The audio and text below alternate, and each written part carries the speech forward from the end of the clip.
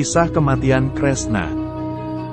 Mungkin sebagian dari kita tidak memahami bagaimana cerita kenapa Basudewa Kresna bisa mengalami kematian dalam cerita Mahabharata.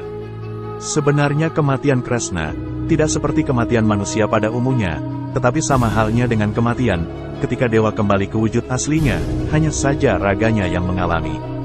Tetapi pada hakikatnya, Krishna sebenarnya berjalan menuju surga atau mengalami moksa.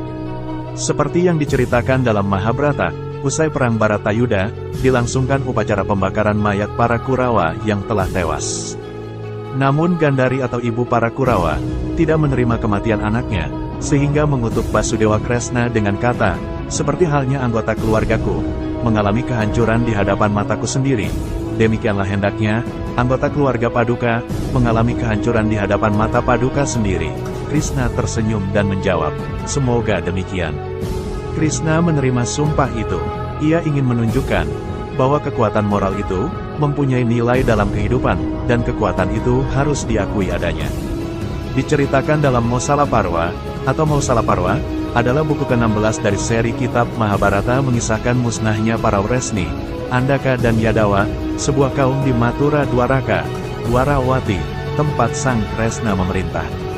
Kisah ini juga menceritakan wafatnya Raja Kresna dan saudaranya, Raja Baladewa. Pada saat Yudhistira naik tahta, dunia telah memasuki zaman Kali Yuga, atau zaman kegelapan.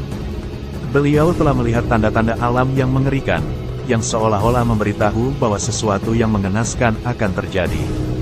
Hal yang sama dirasakan oleh Kresna. Ia merasa bahwa kejayaan bangsanya akan berakhir, sebab ia melihat bahwa banyak pemuda Wresni, Yadawa, dan Andaka yang telah menjadi sombong, takabur, dan senang minum minuman keras sampai mabuk. Pada suatu hari, Narada beserta beberapa resi berkunjung ke Dwaraka. Beberapa pemuda yang jahil merencanakan sesuatu untuk mempermainkan para resi. Mereka mendandani Samba, atau putra Kresna dan Jembawati, dengan busana wanita, dan diarak keliling kota, lalu dihadapkan kepada para resi yang mengunjungi Dwaraka. Kemudian salah satu dari mereka berkata, "Orang ini adalah permaisuri Sang Babru, yang terkenal dengan kesaktiannya. Kalian adalah para resi yang pintar dan memiliki pengetahuan tinggi. Dapatkah kalian mengetahui apa yang akan dilahirkannya? Bayi laki-laki atau perempuan?" Para resi yang tahu sedang dipermainkan, menjadi marah dan berkata, "Orang ini adalah Sang Samba, keturunan Basudewa. Ia tidak akan melahirkan bayi laki-laki, ataupun perempuan, melainkan senjata Mausala, yang akan memusnahkan kamu semua." Mausala sama dengan gada. Kutukan tersebut menjadi kenyataan. Sang Samba melahirkan gada besi dari dalam perutnya. Atas perintah Raja Ugrasena, senjata itu kemudian dihancurkan sampai menjadi serbuk. Beberapa bagian dari senjata tersebut sulit dihancurkan sehingga menyisakan sepotong besi kecil. Setelah senjata tersebut dihancurkan, serbuk dan serpihannya dibuang ke laut. Lalu Sang Baladewa dan Sang Kresna melarang orang minum arak. Legenda mengatakan bahwa serbuk-serbuk tersebut kembali ke pantai, dan dari serbuk tersebut tumbuhlah tanaman seperti rumput, namun memiliki daun yang amat tajam, bagaikan pedang. Potongan kecil yang sukar dihancurkan, akhirnya ditelan oleh seekor ikan. Ikan tersebut ditangkap oleh nelayan, lalu dijual kepada seorang pemburu. Pemburu yang membeli ikan itu, menemukan potongan besi kecil dari dalam perut ikan yang dibelinya. Potongan besi itu, lalu ditempa menjadi anak panah. Setelah senjata yang dilahirkan oleh Sang Samba dihancurkan, datanglah Batara Kala, Dewa Maut, dan ini adalah pertanda buruk. Atas saran Kresna, para Wresni, Yadawa dan Andaka melakukan perjalanan suci menuju Prabastirta, dan mereka melangsungkan upacara di pinggir pantai. Di pantai, para Wresni, Andaka dan Yadawa tidak bisa menghilangkan kebiasaan buruk mereka, yaitu minum arak sampai mabuk. Dalam keadaan mabuk, Satyaki berkata, "Kertawarma, kesatria macam apa kau ini? Dalam Bharatayuda dahulu, engkau telah membunuh para putra Draupadi, termasuk Drestadyumna dan Srikandi, dalam keadaan tidur. Perbuatan macam apa yang kau lakukan?"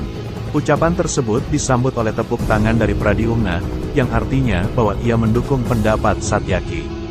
Kertawarma marah dan berkata, "Kau juga kejam, membunuh Burisrawa yang tak bersenjata, yang sedang meninggalkan medan laga untuk memulihkan tenaga."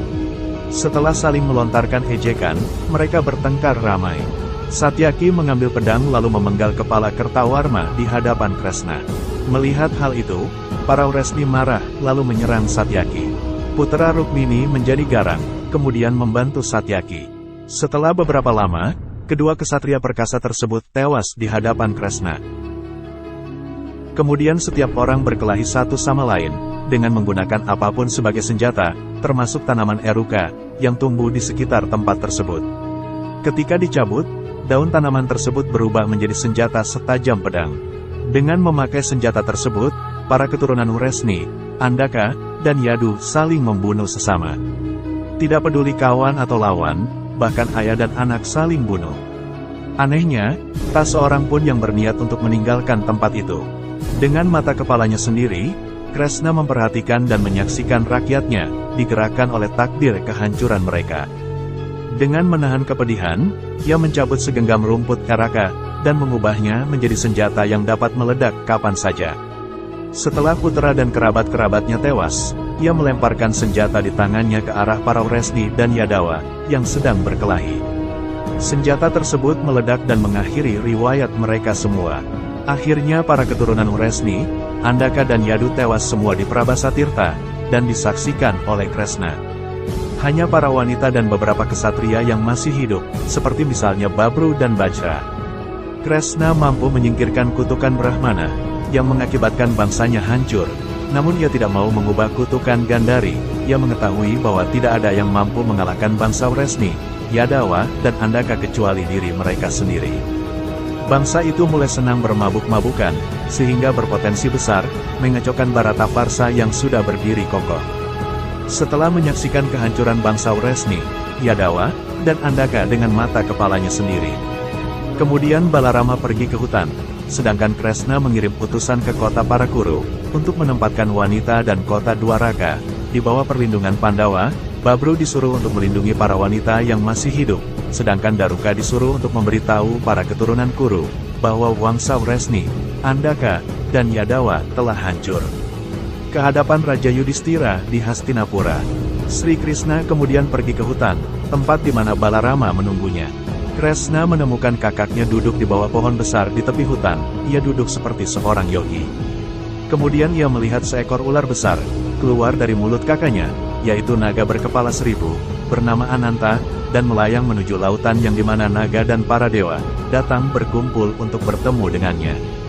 Dalam Bhagavata Purana, dikisahkan setelah Baladewa ambil bagian dalam pertempuran yang menyebabkan kehancuran dinasti Yadu. Setelah itu ia duduk bermeditasi di bawah pohon, dan meninggalkan dunia, dengan mengeluarkan ular putih besar dari mulutnya, kemudian diangkut oleh ular tersebut, yaitu Sesa.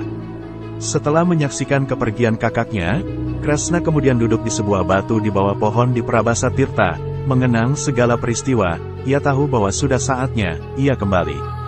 Kemudian ia memulai menutup panca indrianya, melakukan yoga dengan sikap lalita mudra.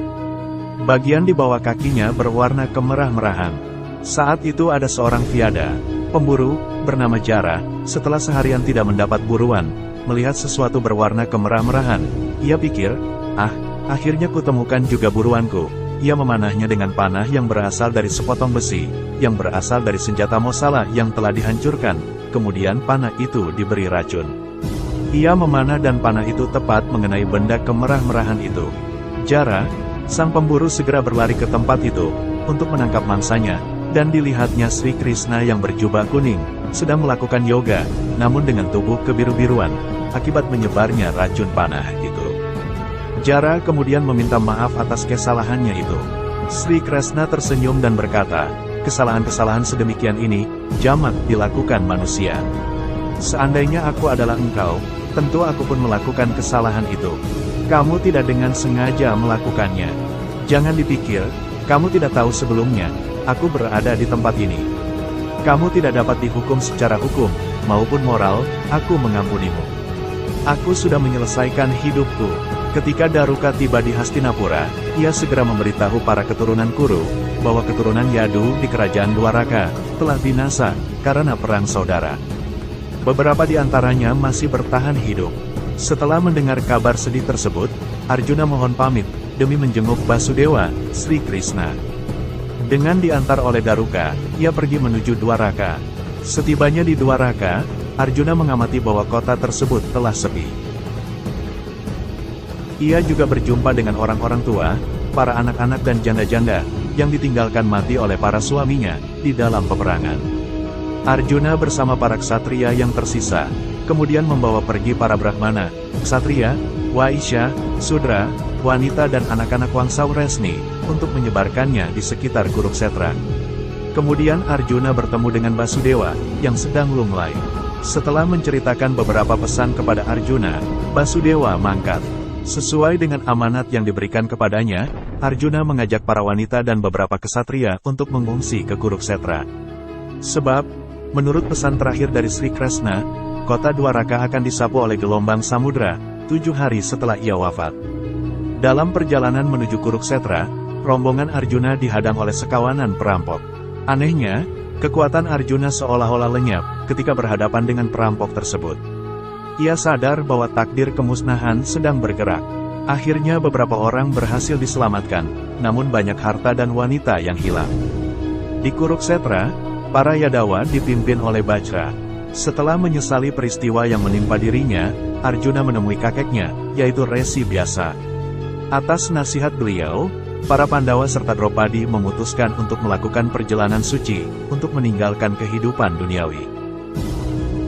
Catatan yang menarik dari cerita kematian Krishna adalah, yang pertama, satu kebetulan menarik lainnya adalah, arti nama Jara adalah usia tua, sehingga ada pendapat bahwa kematian Krishna di panah pemburu bernama Jara, merupakan sebuah metafora, yaitu wafat dikarenakan usia tua, 125 tahun. Yang kedua, bangsa Yadawa terkenal tidak terkalahkan sehingga menjadi sombong, arogan, kasar, dan gemar mabuk-mabukan di menjelang akhir kehidupan, sehingga cukup aneh, bila ada pemburu yang tidak terusik dan santai, di sekitar tempat pertemuan bangsa Yadawa tersebut. Yang ketiga, di sekitar hutan tersebut, saat itu justru sedang terjadi perang dahsyat, yang berujung musnahnya bangsa Yadawa, maka bagaimana mungkin, ada seorang pemburu yang begitu santainya berburu. Dan yang keempat, sebagai seorang pemburu rusa, tentunya ia mengerti perilaku rusa, yang sangat waspada dan gampang terkejut. Jadi bagaimana mungkin, ada rusa di sekitar perang besar bangsa Yadawa tersebut. Dengan catatan di atas, maka terdapat 2 pesan terakhir Krishna, yaitu, 1. Apabila pemburu itu ada, maka pesan terakhir Krishna ada 2, yaitu menenangkan Jara dari perasaan bersalah dan kepada Arjuna, untuk menyelamatkan sisa-sisa penduduk Yadawa, yang tidak mati akibat perang saudara, dan tenggelamnya Drawaka. Yang kedua, kematian Krishna adalah benar karena usia tua, sehingga percakapan antara Krishna dan Jara, merupakan tambahan, dan bukan yang sebenarnya. Maka pesan terakhir dari Krishna, hanyalah kepada Arjuna, untuk menyelamatkan sisa-sisa penduduk bangsa Yadawa, yang tidak mati akibat perang saudara, dan tenggelamnya Drawaka.